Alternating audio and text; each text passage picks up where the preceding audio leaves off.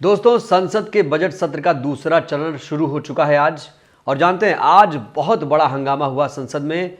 राहुल का बयान और खास तौर से जो छापेमारी हो रही है उसको लेकर संसद गर्म है। अडानी के मुद्दे पर बीजेपी सरकार बुरी तरीके से घिर चुकी है।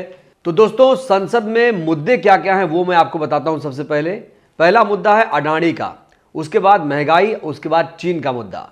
लेकिन राहुल गांधी जिस तरीके से इंग्लैंड गए हुए थे, वहां पर जो जो उन्होंने बोला उसको लेकर अब उल्टा जो सरकार है वही राहुल गांधी पर संसद में हमलावर हो चुकी है।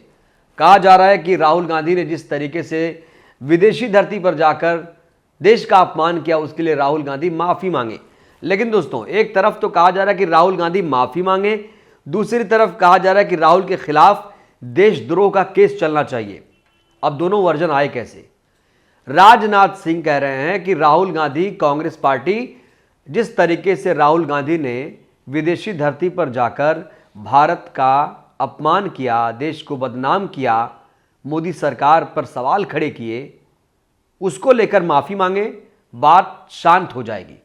लेकिन उसी तरफ पीयूष गोयल ये कह रहे हैं कि राहुल गांधी के माफी मांगने से, कांग्रेस के माफी मांगने से कुछ भी होने वाला नहीं है, इनके खिलाफ देशद्रोह का केस चलना चाहिए। दोस्तों, अब दिक्कत क्या है? बीजेपी की पहले दिक्कत क्या है मैं आपको बताता हूं। बीजेपी कह रही है कि कांग्रेस ने आखिर कैसे सुप्रीम कोर्ट पर सवाल खड़े कर दिया, कैसे सेना पर सवाल खड़े कर दिया, कैसे मोदी सरकार पर सवाल खड़े कर दिया, और कैसे चुनाव आयोग पर सवाल खड़े किया, कैसे संसद का अपमान किया। दोस्तों, जिन संस्थाओं का जिक्र किया जा रहा है, क्या लगता है आपको? चुनाव आयोग ने, खासतौर से एक एग्जांपल दूंगा आपको, चुनाव आयोग ने शिवसेना के सिंबल को क्या किया, उस पार्टी पर किसका अधिकार था, क्या किया, आपके सामने है। शिंदे गुट को दे दिया उस पार्टी को। दूसरी तरफ सेना को लेकर हम सेना पर सवाल नहीं खड़े कर रहे हैं, ना ही कांग्रेस पार्टी सवाल खड़े कर रही है। लेकिन जब भी सेना पे बात आती है, चीन पे बात आती है, तो बीजेपी मुद्दे को डाइवर्ट करते हुए कहती है सेना पे सवाल खड़े कर दिए गए। और बात सुप्रीम कोर्ट की है। सुप्रीम कोर्ट को लेकर भी कहा जा रहा है कि कोलेजियम सिस्टम को लेकर कोई व्यवस्था अभी तक क्यों नहीं हुई है। सुप्रीम कोर्ट के कई फैसलों को विवादित माना है कांग्रेस पार्टी ने। संसद का अपमान कैसे हो रहा है कांग्रेस बीजेपी की नजर में, ये जान लीजिए। कहा जा रहा है कि राहुल गांधी कहते हैं कि हमारे माइक को, जब मैं बोलने जाता हूं तो मेरे माइक को बंद कर दिया जाता है। ये आरोप लगातार लगाए जाते रहे हैं, न सिर्फ राहुल गांधी की तरफ से बल्कि मल्लिकार्जुन खड़गे ने इसको लेकर बहुत बड़ा हमला बोला है। लेकिन दो वर्जन। राज्यसभा में उपराष्ट्रपति जगदीप धनखड़ हैं, वो कह रहे हैं ये सरासर गलत है। दूसरी तरफ जो स्पीकर हैं ओम बिड़ला, वो कह रहे हैं कि किसी का माइक अभी तक बंद नहीं किया गया है। तो क्या खड़गे झूठ बोल रहे हैं? क्या राहुल गांधी झूठ बोल रहे हैं? क्योंकि दोस्तों, कांग्रेस पार्टी एक आरोप और लगाती है जो जान लेना आपके लिए बहुत ज्यादा जरूरी है, क्योंकि सवाल लोकतंत्र का है और लोकतंत्र का मंदिर कहते हैं संसद को। लोकतंत्र बनता कैसे ये भी आपको पता है। लेकिन आज बात हो रही लोकतंत्र के मंदिर की। क्या लोकतंत्र का मंदिर जो है उसका वजूद जो है खतरे में नहीं है? ये लगातार विपक्षी नेता सवाल खड़े करते रहे हैं, क्योंकि अगर कोई सवाल नहीं पूछेगा वहां जाकर तो क्या मतलब है? मीडिया का काम क्या है? मीडिया का काम है सरकार से आंख में आंख डाल के सवाल करना, सत्ता से सवाल करना, सीधा सीधा एक मतलब है। अब संसद किस लिए है? संसद का मतलब क्या है? आप जाइए, चर्चा करिए, कानून बनाइए, सवाल पूछिए। इसीलिए इसे लोकतंत्र का मंदिर कहते हैं। ये नहीं तो लोकतंत्र खत्म हो जाएगा। संविधान, संसद, सरकार, सुप्रीम कोर्ट, मीडिया, यही सब लोकतंत्र के तत्व हैं। लेकिन अगर राहुल गांधी, कांग्रेस पार्टी ये कह रही है कि भाई हमें बोलने नहीं दिया जा रहा है, हमारे माइक को बंद कर दिया जा रहा है, तो इसे क्या कहा जाए? अगर आप वहां जाकर सवाल नहीं पूछ पा रहे हैं तो इस संसद का क्या मतलब है? लगातार ये सवाल खड़े किए जा रहे हैं। अब बात करते हैं अडानी की। दोस्तों देखिए, अडानी के मामले पर सरकार से भी चुप है, कोई भी ऐसी जांच वांच की बात नहीं हो रही है। लेकिन कांग्रेस पार्टी फिर से उसी मुद्दे पर कायम है। मुद्दा है कि जेपीसी से इस पूरे मामले की जांच कराई जाए। लेकिन सरकार, मोदी सरकार इस पूरे मामले पर खामोश है, कुछ भी कोई बोलने को तैयार नहीं है। ऊपर से जो बोल रहा है उसके माइक को बंद कर दिया जाता है। लेकिन कांग्रेस पार्टी ने आज बहुत बड़ी चेतावनी दे दी है, बीजेपी को कहा है कि अडानी के मुद्दे पर सरकार से भी भले ही चुप है, लेकिन कांग्रेस पार्टी अडानी के पीछे विक्रम बेताल की तरह पड़ी रहेगी। तो कुल मिलाकर जो कांग्रेस पार्टी है उसके भी तेवर आज सदन में तल्ख दिखे। राहुल गांधी का जो बयान कहा जा रहा है, राहुल गांधी ने विदेशी धरती पर जाकर देश का, भारत का अपमान किया।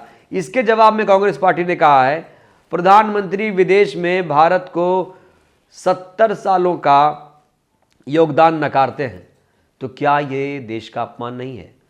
सोचिए, प्रधानमंत्री के ऐसे कई भाषण आपको यूट्यूब पर मिल जाएंगे, आप देख सकते हैं जाकर, जहां पर कई बार प्रधानमंत्री ये बोल चुके हैं कि भारत के 70 सालों का जो योगदान है, कांग्रेस पार्टी के थी जो योगदान है, जो भी संस्थाएं बनाई गई, वहाँ पर लगातार कहा गया कि भारत में कोई विकास नहीं हुआ।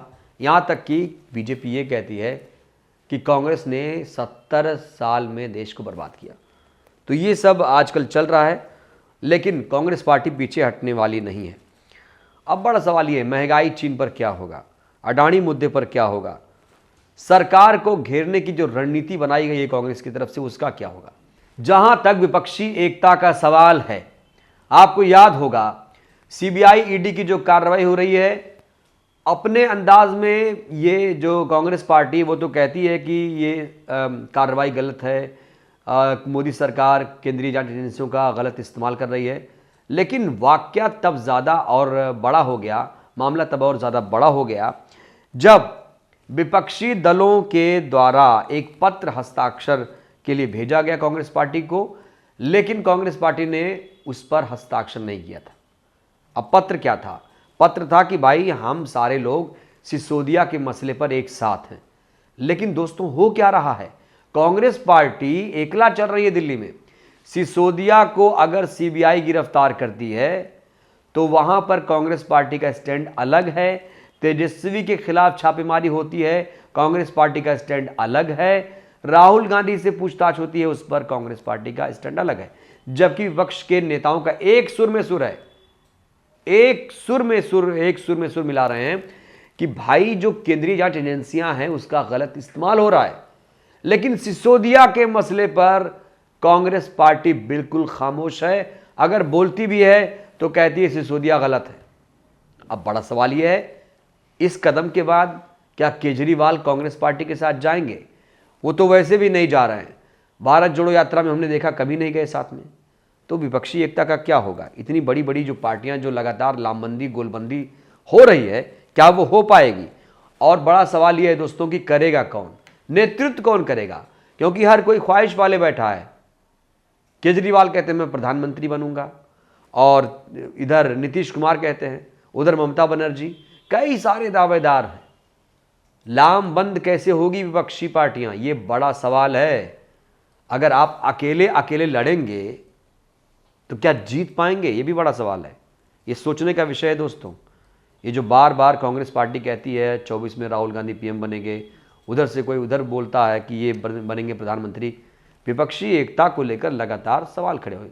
जबकि चाहिए था कि आप अडानी के मामले पर, महंगाई के मामले पर, चीन के मामले पर, सीबीआई ईडी के मामले पर एक सुर होना चाहिए।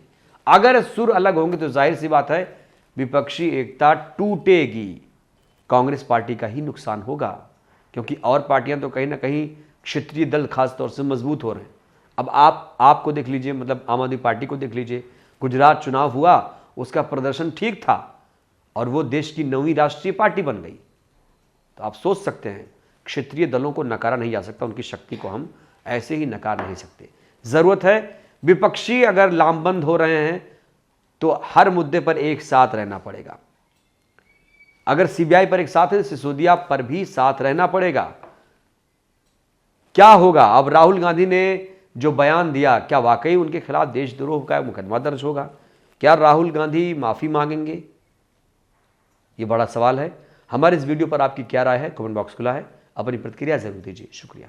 नेशनल दस्तक की आपसे गुजारिश है कि अगर इसको बचाना चाहते हैं तो नेशनल दस्तक को सब्सक्राइब करने के लिए रेड कलर के सब्सक्राइब बटन को दबाएं, फिर बेल आइकन की घंटी दबाएं। नेशनल दस्तक को बचाने के लिए बहुत जरूरी है कि हर खबर को शेयर करें, लाइक करें, कमेंट जरूर करें।